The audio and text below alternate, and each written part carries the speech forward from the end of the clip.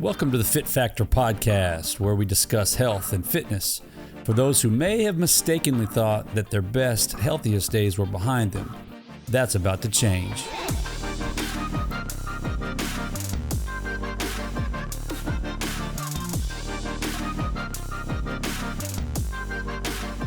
Welcome back to the Fit Factor. It's great to have you here. My name is Nathan Redmond. I am the host of Fit Factor and the owner of It Factor Coaching in Houston, Texas. And I'm excited about today's topic. We're going to jump right into this. Before we do, though, I got to give a slight disclaimer.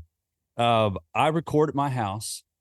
This is a home recording. I've got a studio here, but I record at my house, and across the street from my house, somebody's building a house. And so if you occasionally hear some hammering and some banging and some clanging and maybe even the beep, beep, beep of a truck backing up, you'll know why. They're building a house over there. Nothing I can do about it.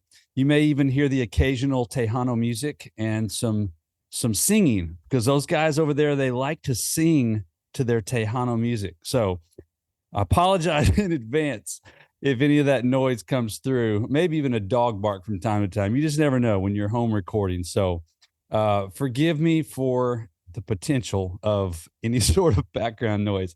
I'm just cracking up because I've been listening to these guys sing and in Spanish, which I understand zero of what they're saying, but it just cracks me up. They're very happy people. I love the culture, the Hispanic culture. They are happy, festive people. And there's a fiesta going on across the street while they build this house. But we're going to jump right into this. We got a lot to talk about. This is going to be a very detailed podcast, because today's topic, we're going to talk about protein. We are going to talk about the importance of protein. We're going to talk about the dosing of protein. We're going to talk about the benefits of protein. We're going to hit on several aspects of protein. And the reason I want to jump into this conversation, we've actually touched on protein in a couple of other podcasts, just kind of glossed over a few little points having to do with protein, but we haven't really dove in to some the depths of protein. And the more I health coach and the more I train people and the more I talk about nutrition with people, the more I realize just how misunderstood protein is. In fact, I was having a conversation this morning with another health coach buddy of mine, and we just started talking about macros and protein intake, and he was asking me questions that I just thought, man, if another health coach is asking me these questions, then I wonder how many other people could benefit from talking about protein. So we're going to talk about protein today. So in the world of macronutrients, macronutrients basically being your carbs, your fats, and your proteins. Protein is the one thing that whenever someone decides they're going to start some sort of a weight loss program, generally speaking, they talk about like a calorie, a total amount of calories that they can take in a day, or maybe there's a number of calories they're trying to stay under. There's a deficit that they're trying to be in. But they very rarely take into consideration, at least in my experience, they very rarely take into consideration the ratio of those fats, carbs, and proteins. How much protein do I need? How many carbs do I need? How much fat do I need? Fat's kind of a bad word in the diet realm to begin with. And there are such things as healthy fats, and our bodies need fat to be able to function properly. But today we're going to talk about protein because I just don't hear it discussed very often in the world of weight loss. I don't think that by and large, most of the people that I talk to just don't understand what it's all about, protein. So let's jump right into it. Not going to waste any more time. Got a lot of things we want to hit on today. So protein is arguably the most important yet most often overlooked of the macronutrients.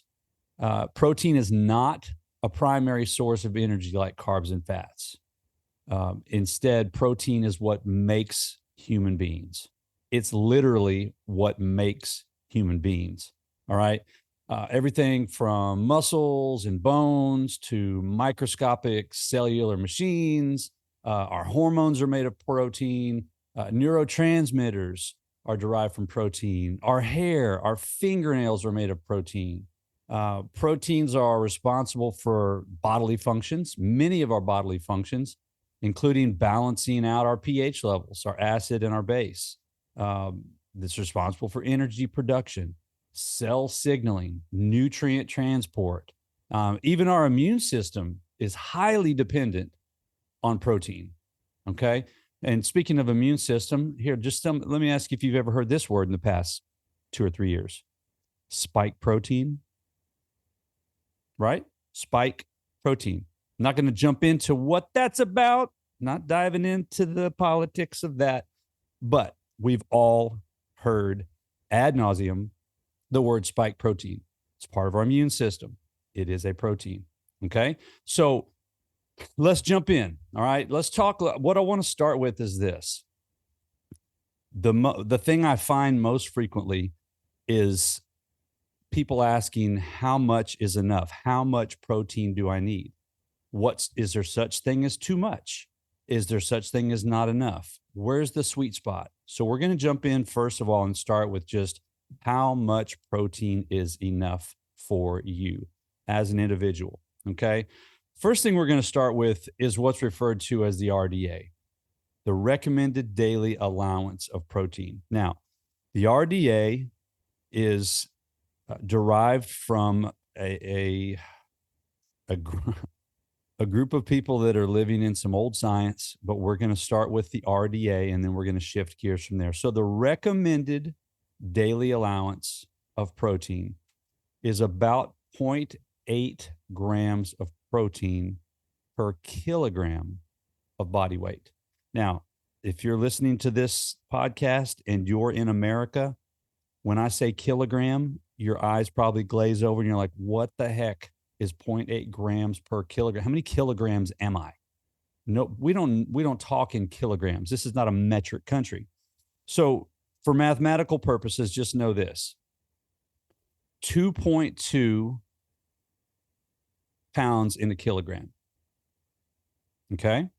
2.2 pounds in a kilogram. So if you weigh 200 pounds, divide that by 2.2, that will tell you how many kilograms you are. Okay.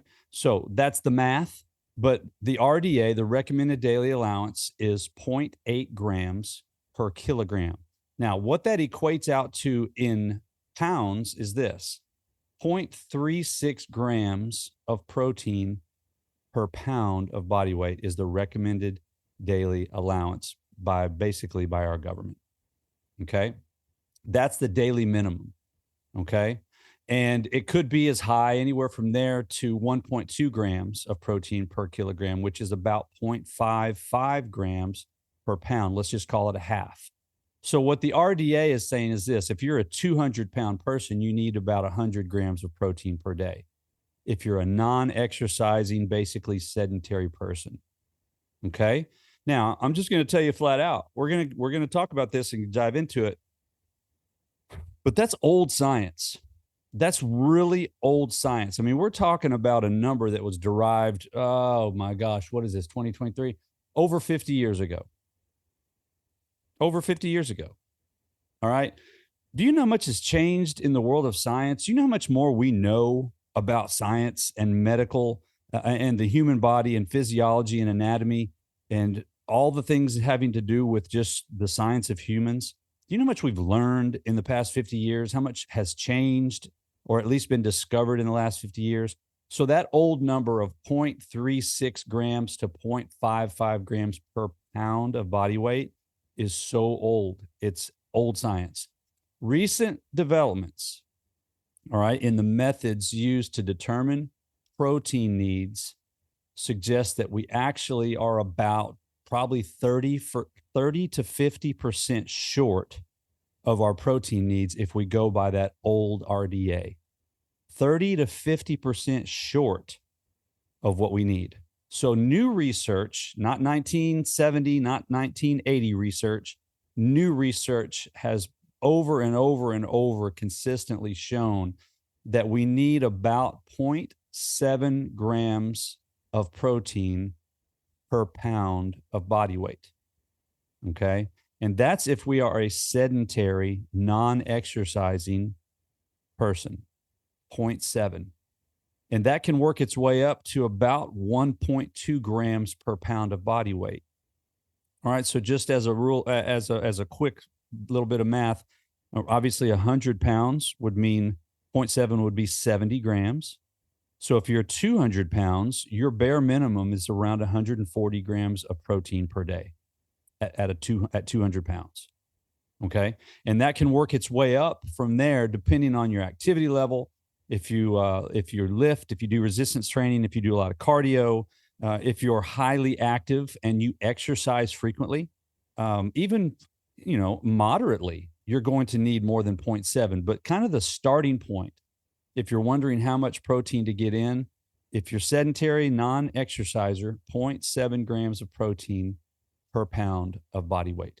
Okay. So in a sedentary person, if you're 150 pounds, that's about 105 grams of protein. If you're 200 pounds, that's 140 grams of protein. If you're 250 pounds, that's about 175 grams of protein. All right. So you can kind of find where you fall in there pretty easily, right? So if you're 175 pounds, that's about 120, 125 grams of protein. 225, somewhere in the range of about 155 grams of protein. All right. But that's for sedentary people. Okay. So contrary to old views, all right, this is something that's also really important to know. If you exceed the proposed protein requirements, there are very few, if any, negative consequences. We hear so much, or at least I do. We hear, oh man, you can really overdo protein. You can really mess up your kidneys if you overdo protein. Unless you're like grossly overdoing your protein, a lot of studies have shown that you just simply can't overdo protein. Okay. In fact, you can consume up to about, I know of people that consume 2 grams per pound of body weight. All right. There's been studies that have shown people go an entire year, sometimes 2 years, consuming 2 to 3 grams of protein per pound of body weight. And those studies have shown over 1 year and 2 year period, absolutely no ill effects on their kidneys, no negative impacts on their bodies whatsoever. So there's a lot of talk out about overdoing protein. So far, anything I've seen doesn't show that you can do that. Now, I'm sure somebody could prove me wrong if they go out and go, I don't know, if you go 10 grams per pound of body weight, maybe. I don't know anybody that does that unless you're the liver king, but he's doing things that are tearing his body up anyway. So what does he care about the protein in the kidneys? But that's a whole different story. So overdoing protein, it's not something to worry about. All right. So 0.7 grams per pound of body weight if you're sedentary.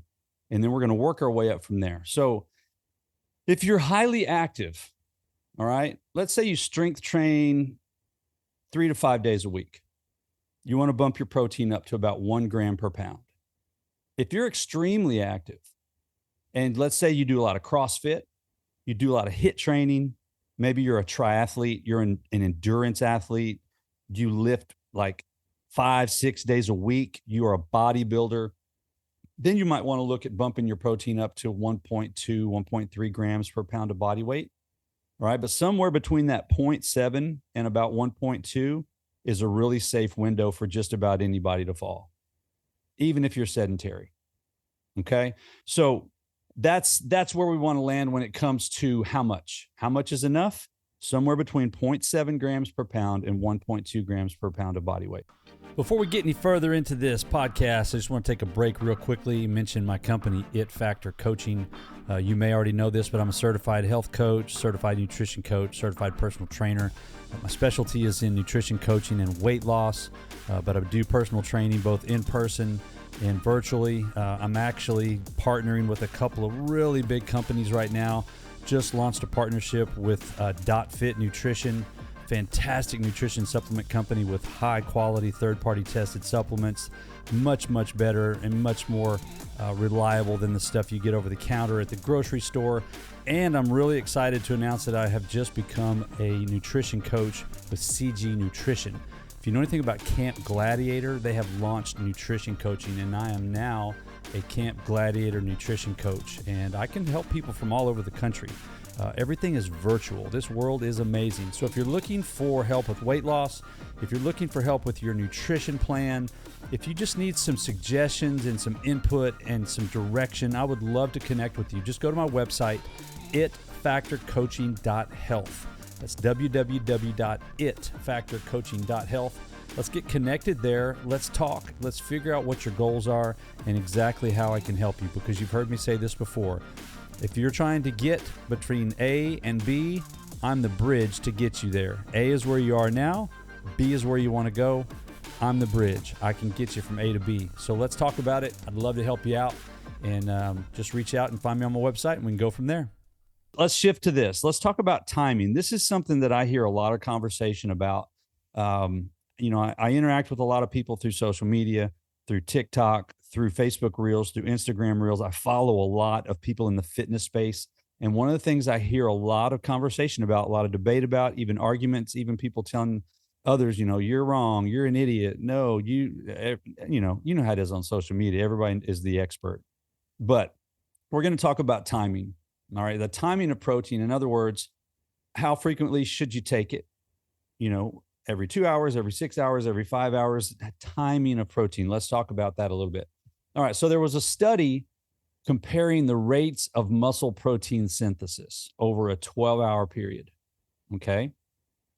They found that 4 servings of 20 grams of whey protein was superior to the timing strategies of 2 servings of 40 grams or 8 servings of 10 grams equally spaced over that same 12-hour period. All right, so they had 3 different categories. 4 servings of 20 grams spaced out over 12 hours. All right, 2 servings of 40 grams, and then 8 servings of 10 grams. Okay. Now, what they found was pretty incredible. All right. Of the people that had 10 grams, all right, 8 times during that window, they found that 10 grams of protein. I want you to catch this, especially if you're in the world of strength training and lifting weights, and you need recovery of your lean muscle from intentional damage through strength training, hypertrophy training, even endurance training. I need you to catch this. They found that 10 grams of protein, all right, 8 times throughout that 12-hour period was not enough protein to stimulate protein synthesis. It did not get that person across the threshold that causes protein synthesis to be activated. All right. So 10 grams, we know from this study, is not sufficient. If you do 10 grams 8 times a day over a 12-hour window, that is not sufficient to even trigger protein synthesis. So you can scratch that concept right off the list. It's just not going to work. Second point, they found that with the 20 grams and the 40 grams, that the people did cross the protein synthesis threshold more frequently. But what they also found was this: of those 2 groups, the 20 grams, which was I think every 4 hours, and then the 40 grams. All right. What they found was the group that did 20 grams, all right, 4 times a day, they crossed the protein synthesis threshold, all right, but they also seem to stay in that window of protein synthesis longer than the group that took 40 grams twice a day. So what does all this mean? Of those 3 options, what they found was 20 grams of protein. This is whey protein. That's an important point as well. We're going to talk about the importance of whey versus some other proteins when we get further into this, but 20 grams of whey protein every 3 hours was superior for protein synthesis over the 10 grams, which wasn't even enough to trigger protein synthesis, and the 40 grams. Okay. The 40 grams option that they did every 6 hours, what that did was it triggered protein synthesis, but the window of protein synthesis only stays open for about 3 hours. So they were spending time in protein synthesis for about 3 hours. And then the other 3 hours of that 6 hour window, no protein synthesis was taking place. So the 20 grams every 3 hours was the formula that kept that person basically in protein synthesis for the entire 12-hour period. All right. So what this is referred to, if you want to just have a term for it, vocabulary word for it, this is referred to as protein pacing. Okay. So protein pacing, the strategy of protein pacing consists of 6 meals per day. All right. One thing they found as well, and this is really, really cool. Not only does that protein synthesis window stay open for the entire 12 hours by going every 3 hours with the 20 grams, but protein pacing has been found to enhance total fat loss, both visceral fat loss and subcutaneous fat loss. Visceral being around your organs, which you really can't see. Subcutaneous being, the belly fat and the fat that we see, the obvious stuff, the muffin top. All right, subcutaneous fat. But protein pacing enhances the total fat loss, both visceral and subcutaneous, and muscle mass, maintains muscle mass for you while you're in a calorie restricted diet. So what does that mean? If you're on a diet, if you're in a calorie deficit intentionally to try to lose weight, pacing your protein throughout the day has been proven to, number one, open up the window of protein synthesis, and number two, protect your lean mass even while in a deficit, so that the weight loss that you are incurring is primarily going to be fat loss. And that is really, really important. We talked in I think it was my very first podcast, we talked about metabolism. And we talked about why adults' metabolism slows over time as they age. This is it. Losing muscle mass slows the metabolism. All right. So pacing your protein throughout the day, every 3 hours, 20 grams of whey protein was proven to help protect your lean mass, even in a calorie restriction, and to keep that window of protein synthesis open basically for the entire 12-hour window. All right. Really, really cool stuff. Really cool stuff. So in talking about whey, let's talk about protein quality, because there are some proteins that are inferior to other proteins. And so I'm going to pick a fight right now, but I can handle it because I have been on both sides of this fence. We're going to talk about animal protein versus plant-based proteins. Okay. And I can tell you in one word why one is superior to the other. And I'm going to piss off all the vegans and, oh, yeah, if you eat black beans, and, oh, yeah, if you get enough quinoa and you eat chickpeas and hummus, and okay, stop. I'm going to give you one reason why animal protein is superior to plant protein if you are looking to build muscle. And that one word is a word called leucine. Leucine. Leucine is a branched chain amino acid that is basically single-handedly responsible for building and repairing muscle. Leucine. All right. If you ever go into a nutrition shop and you buy, they have branched chain amino acids, BCAAs. You can find them at pretty much any nutrition shop. The overwhelming majority of them are trash made by, good Lord, in whatever country. I mean, name a country that you think, well, I don't want to buy my BCAAs from there.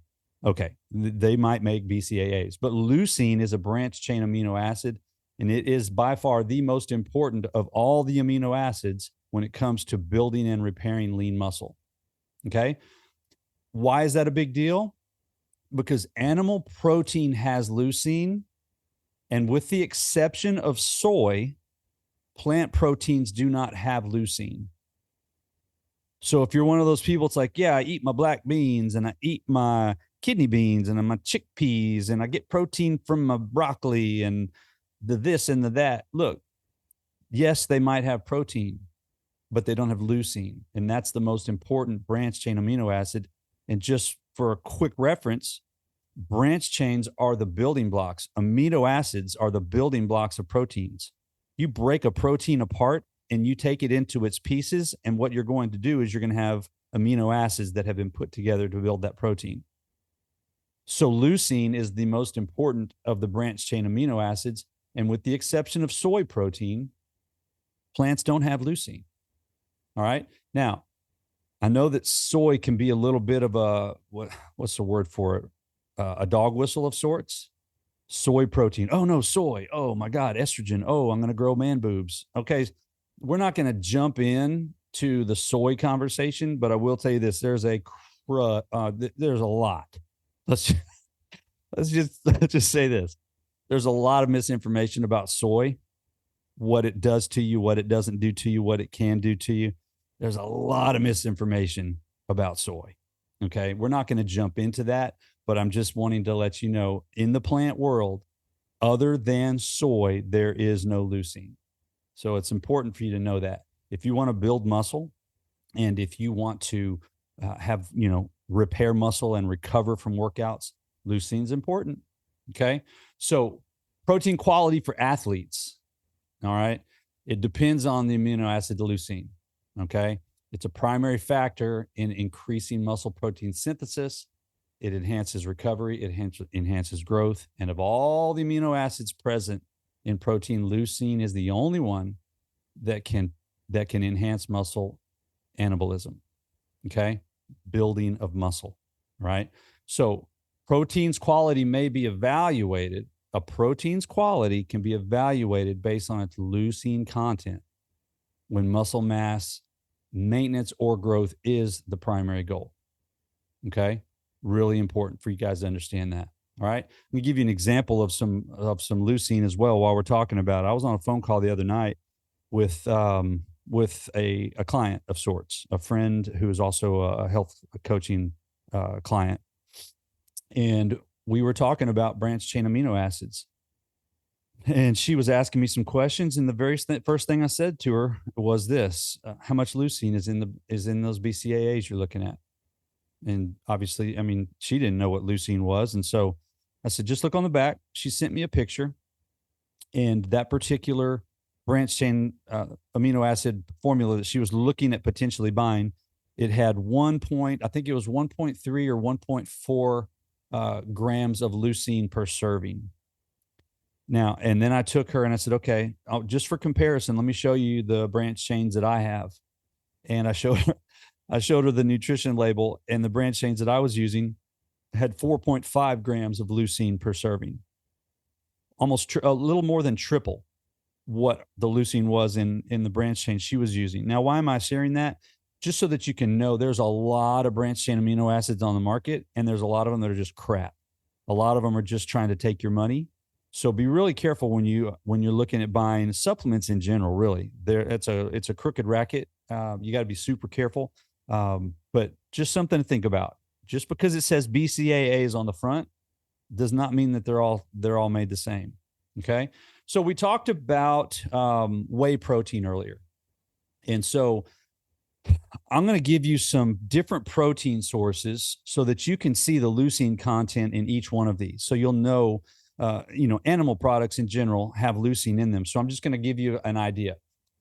Ground beef, percentage of the protein in ground beef that is leucine, 7.8%. Chicken breast, 7.5%. A whole large egg, 8.6%. Higher leucine. Salmon, 8.1%. So far, eggs and salmon have more leucine than ground beef and chicken breast. Milk, check this out.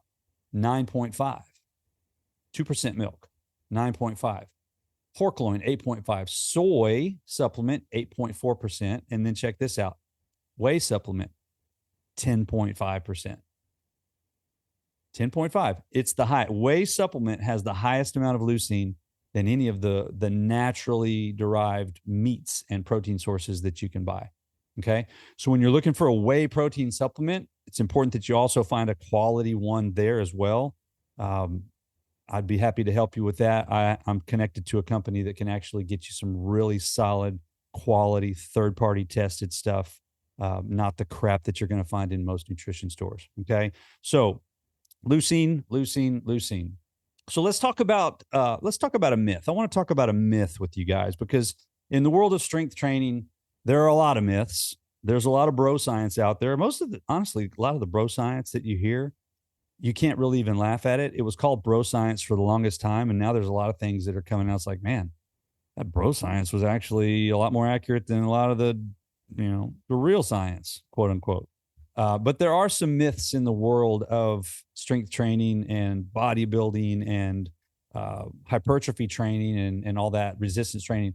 So I want to talk about one specific myth. So it's widely, and when I say widely, I mean widely believed, that after a workout, you should consume your protein within 1 hour after that workout in order to see the best results, in order to get the best recovery.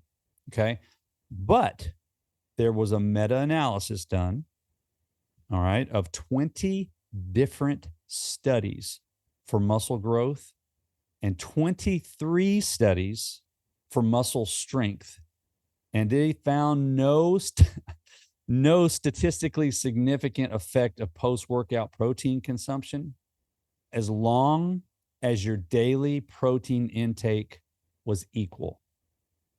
In other words, as long as you're getting your target amount of protein in on a daily basis, and if you pace it, we talked about protein pacing earlier, if you'll pace your protein consumption and get enough in during the day, timing that consumption with your workouts is unnecessary.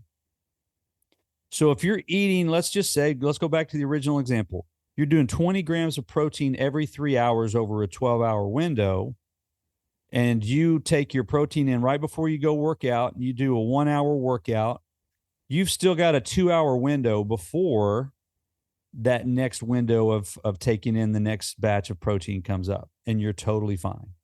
You're totally fine. You don't have to worry about, oh, I got to get my protein in an hour. It's kind of a myth. All right. We're talking 20 different studies, 23 different muscle strength studies. This is when you say meta-analysis, I mean, they're taking a lot of different studies together and they're compiling all of that. And they found that there's really no significant difference between getting it in within that hour and simply just pacing your protein throughout the day and getting the right amount in over the long haul of the day. Okay. So if you're one of these people that feels like you got to hurry home and you got to get your protein in, otherwise you're not going to get your gains, it's okay. You're good. All right. Maybe a 3 hour window. All right.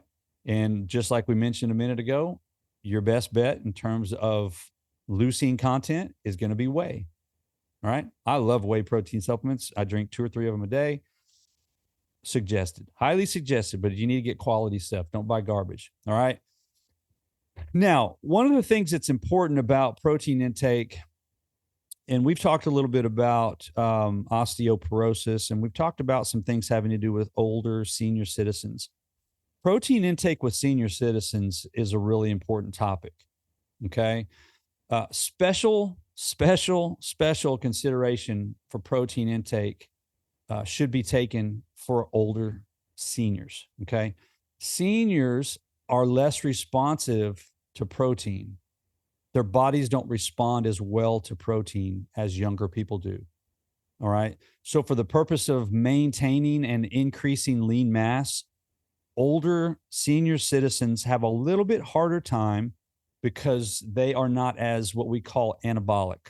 They have a little bit of resistance, what you could call anabolic resistance. Okay. That just makes taking in protein for seniors that much more important. Okay. Especially, and I mean especially if those seniors are sedentary. Okay. We talked earlier about 0.7 as a starting point, 0.7 grams of protein per pound. Really think about that when you're helping grandma and grandpa, or maybe your parents are seniors. Really think about that number when you're helping them with their dietary game plan. All right. Grandma and grandpa might even need a little bit more protein than the average person just because their bodies don't process it as well as younger people. So just something to think about. Pay really close attention as a senior to making sure that that 0.7 number is a bare bones number. And if you can pump it up to maybe 0.8, 0.9, or even 1, you're probably doing grandma and grandpa some good. Okay. Now, the caveat to that is this: kidney disease. If they're suffering from kidney disease and their doctor gives them specific orders to minimize their protein to a certain level, please follow your doctor's advice. I'm not a doctor. I'm not going to tell you to go have 1 gram of protein per pound of body weight for grandma if the doctor said they need to be at 0.4. Do what your doctor says. But unless there's extenuating circumstances like that and the doctors are specifically giving them restrictions, prioritize protein for grandma and grandpa. All right, really important. Another piece of the pie when it comes to protein is this: immune system. We talked about that. We kind of referenced to immune system at the very beginning. But there was a study that was conducted on trained professional cyclists. Okay, trained professional cyclists. And they underwent 2 weeks of high volume, high intensity training. All right, so just think 2 weeks of training for Tour de France. All right, you got a batch of cyclists training for 2 weeks for Tour de France. They broke them into 2 groups. Group number 1, they gave them 1.3 grams of protein per pound of body weight, not per kilogram, per pound. 1.3 grams per pound. Group number 2, they gave 0.6 grams per pound. So a little bit less than half of group 1. All right. What they found is that the increased training volume bogged down the immune system. The increased training volume bogged down the immune system, which is really important. Little side nugget for you to catch. If you train really, really hard, it bogs down your immune system. So just know that you can be putting yourself at a little bit more risk for illness. Okay. During the lower protein treatment, the 0.6, cyclists reported more symptoms of upper respiratory tract infection than the people that were on the high protein treatment. All right. And having greater protein intake maintained that group's white blood cell function. White blood cells are very important for it's an indicator basically of your immune system. Your doctor can check your white blood cells to be able to tell if there's a problem. I remember when I was, how old was I? 12 or 13, I had an appendicitis. And I still remember 7th grade, I had appendicitis. And I remember I don't know why I remember this, but the one thing I remember is the doctor coming in after doing blood work and saying that my white blood cell count was either extremely high or extremely low. I don't remember. I'm not a doctor. And I don't know which. I think high. So high would, I think, indicate that your body's fighting something, if I'm not mistaken. For some reason, I remember him only talking about my white blood cells. So that has to do with your body's immune system. All right. So the lower protein caused them to have their immune system to weaken. Their white blood cell function was lower. They had more issues with upper respiratory tract infections. All right. So a healthy immune system requires proper protein.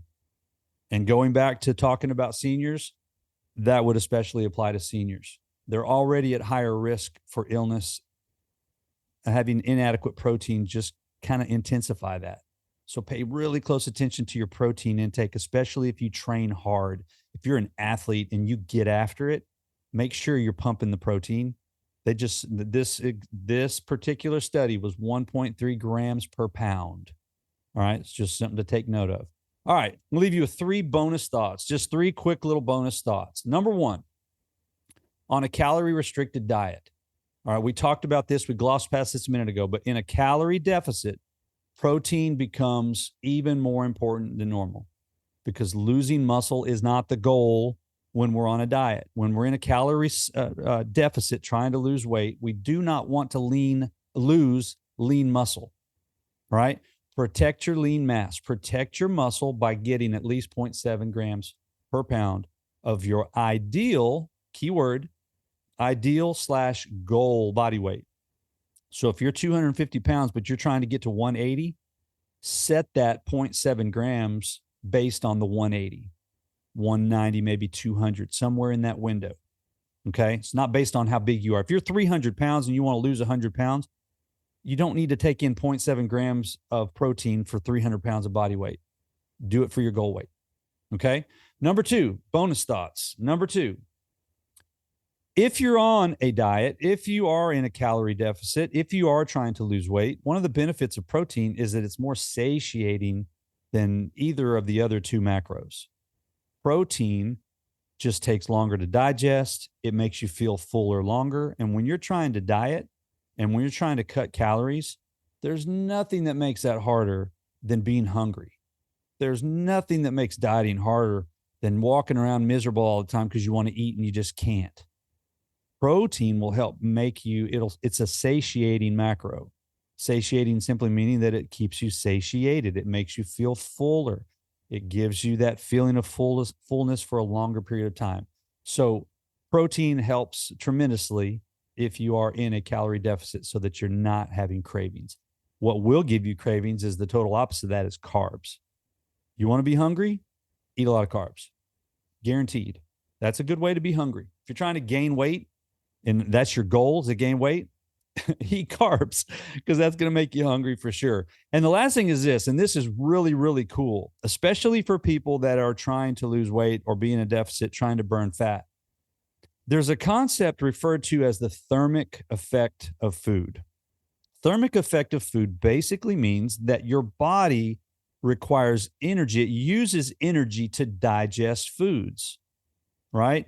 You don't just eat a steak and your body requires no energy to digest that steak. When you eat that steak, your body goes to work and it's literally putting out energy to digest that meat. Well, approximately 30% of every calorie that you eat that's protein will simply burn away during the digestion process. It's called the thermic effect of food. So if you eat 1,000 calories a day worth of protein, approximately 300 of those calories are going to be, you're going to use 300 calories just to break that down and digest that 1,000 calories worth of meat. Really cool concept. So you can find yourself on a high protein diet, being able to actually maybe even eat a little bit more when you need to, because your body is going to use calories just to burn the protein in the first place. And just as a side note, carbs is like 5 to 10% thermic effect, and fat has no thermic effect. If you eat fat, your body doesn't spend any energy trying to break that down. So just know thermic effect is a really powerful piece of the protein conversation. So my gosh, we've talked about so much. We've talked about how much protein is enough.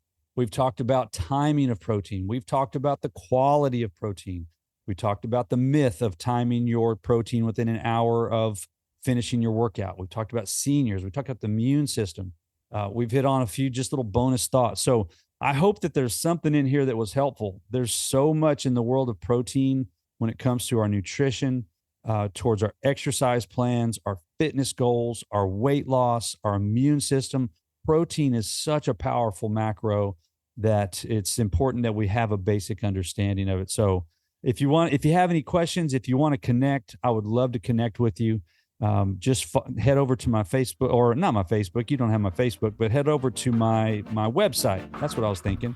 www.itfactorcoaching.com. Don't confuse It Factor with Fit Factor Podcast. They're two different things. itfactorcoaching.health is my website. We can connect there. You can find me on Facebook. I'm very easy to find. Health Coach Redmond, Redmon is how I spell my name. Instagram, Nathan Redmond Health Coach. I'm on TikTok, and I kind of just mess around with TikTok as does everybody else. But I'd love to connect with you guys, and I hope you got something out of this. And until next week, have a great week, and I really appreciate you stopping by.